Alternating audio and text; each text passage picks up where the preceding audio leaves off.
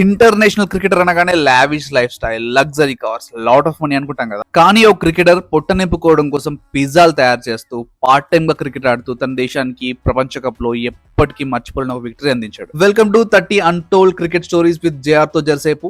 ఈ రోజు story number 2. Krishan Kalugamage Italy తరఫున ఆడుతున్న ఈ స్పిన్నర్ నేపాల్ తో జరిగిన మ్యాచ్ లో 18 రన్స్ కి 3 వికెట్స్ తీసి ఇటలీ హిస్టారికల్ విన్ లో కీ రోల్ ప్లే చేశాడు. Man of the match award కూడా గెలుచుకున్నాడు. శ్రీలంకలో పుట్టిన క్రిషాన్ 16 ఇయర్స్ కి వాళ్ళ ఫ్యామిలీతో కలిసి ఇటలీకి వలస వెళ్ళాడు. బతకడం కోసం పిజ్జాలు తయారు చేయడం నేర్చుకుని ఒక షెఫ్ గా మారి పార్ట్ టైమ్ గా క్రికెట్ ఆడుతూ ఇక్కడ దాకా వచ్చాడు. క్రిషాన్ 2021 నుంచి స్పిన్ బౌలింగ్ వేస్తూ ఇటలీ నేషనల్ టీమ్ లో సెలెక్ట్ అయ్యాడు. ఎన్ని కష్టాలు వచ్చినా వెనక్కి తగ్గకుండా తన డ్రీమ్ కోసం పోరాడి ఇటలీకి వరల్డ్ కప్ లో ఫస్ట్ విక్టరీ అందించాడు. ఎవరైనా అడిగితే పిజ్జాలు చేసే తన చేతులకి బాల్ ని స్పిన్ చేయడం చాలా ఈజీ అని చెప్తుంటాడు. ఇటలీ నేషనల్ టీమ్ లోని 15 మంది స్క్వాడ్ లో దాదాపు 12 మంది అవుట్ సైడ్ క్రికెట్ వర్క్ చేస్తారంట.